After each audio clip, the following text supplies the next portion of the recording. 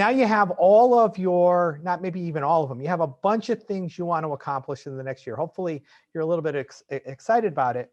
And now we're going to start drilling in the how to get it. So Kathleen, why don't, and Dion, concepts we started using this year around critical number. And what I did, Kathleen, with Boardroom was I shared what our critical number was, how we got there and why it was important, so that we can then drill down to these guys.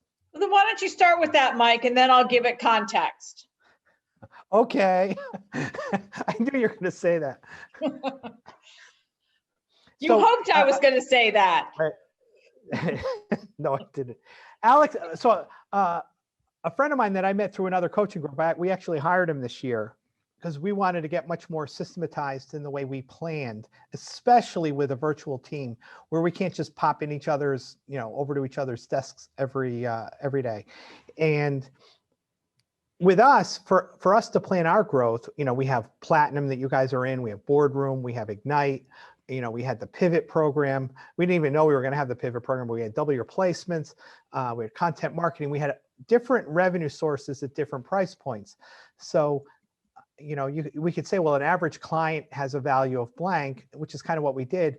And we said, what's a number that the entire team can understand and rally around? And we can always ask ourselves, is what we're doing, what we're planning, getting us closer or taking us away from this critical number? For us, the critical number was number of clients, new clients, or number of clients retained. So like if a Platinum member joins, that's a 1 that counts as 1 toward our critical number. And if they're and they sign up for another year, then we've retained them, right? So that still counts.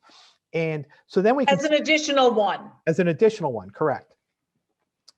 So then we can say, is this program help retention? Does this client help, like a high, if we increase the level of service, in theory, it should impact our retention rates for the positive.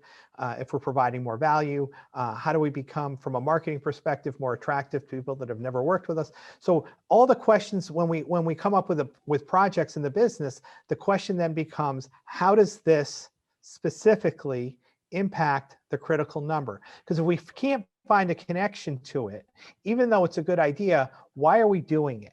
And there might be some things we come up with doing it, but it filters out a lot of the stuff that you hear other business owners going, oh, they're doing this and this is really neat and they got this result. And it's easy for us to get distracted.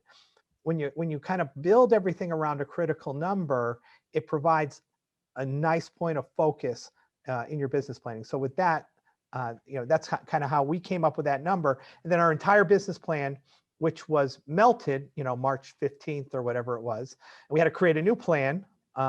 We literally dropped everything. We literally dropped everything and changed everything. One, because clients needed something different March going forward than they needed from January. From January to March 15th, what people needed was vitamins, to grow their business. And from March, especially through the summer, they needed aspirin. So we had to change our pharmaceutical mix for you guys. So that's kind of the concept on critical number as we've applied it. It's been hugely impactful on our business because now when people, especially when they're remote, they're much clearer on their roles because we've tied it in, and we've tied it in using the process we're actually taking you through. So cool.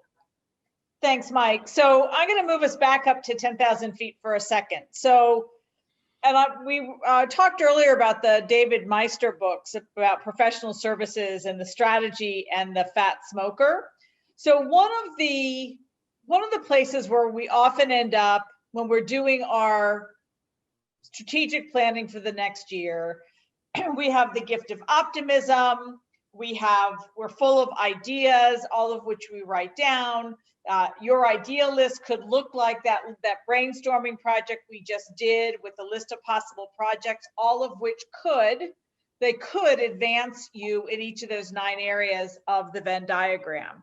But then as we start to move into real life is coming at us. Those ideas fade in the background. We get less enamored by them. We get less attached to them. We get stuck in the fires and the crisis of the day. I don't know about you guys, but that was the common story for planning in my business for most of the years. But even if you look at even what a David Meister says, I think the quote I often hear used about his stuff is taking the aspirational down to the real. It's no different if you've got a plan to lose 10 pounds, 20 pounds, 50 pounds, unless you break that down into something that's very specific and very concrete on which you can take action in the moment, there's a great chance that's never going to happen. So the concept of the critical number becomes the single area, the single focus by which you're determining progress on a daily basis, by which you're planning progress for the next day. And it becomes the filter through which you evaluate all the possible projects you're thinking about. So Mike was talking about, for us, that critical number is around the number of clients who enroll or re-enroll in our high-level coaching programs. So anytime we're thinking about a new project, we're asking ourselves, how does it help that number? How does it add more value to existing clients or solve problems that potential clients are experiencing?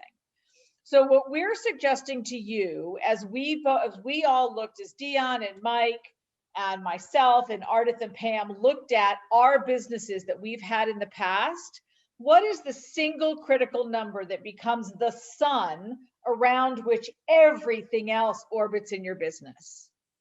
And that number is send outs. So we're going to work now on defining what your critical number is.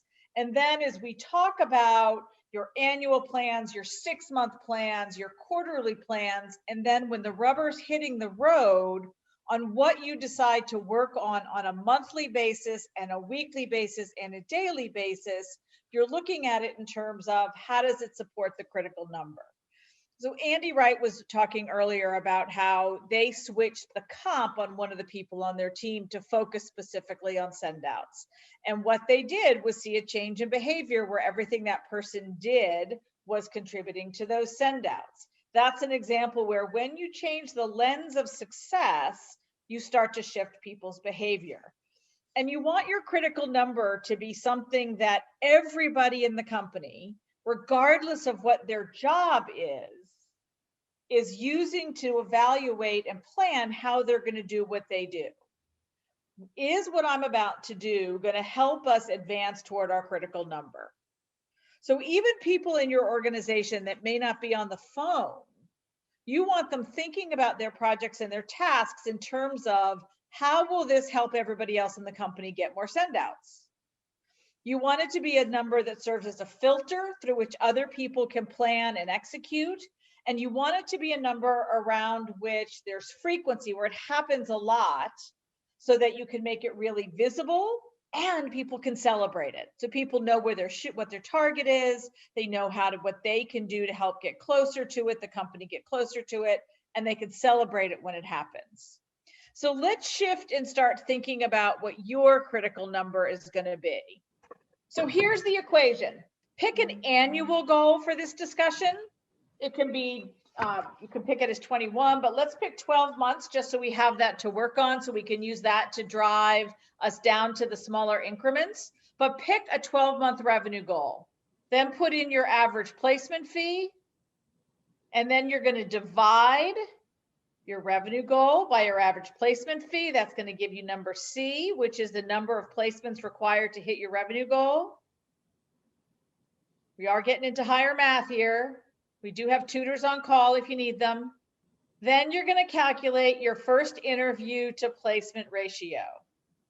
Take the number of placements required to hit the revenue goal, which was box number C, multiplied by your first time interview to placement ratio, and that's what gives you your critical number. And this shouldn't be a new exercise. No. But it's just redefining it, and we're really going to we'll be communicating a lot more around the term of this being a critical number, because this is a number everyone can rally around. Does this get us more send outs or not? How does this get us more send outs? What do we need to do to get more first time interviews? This will become the very common theme of conversation in all the work we're doing together.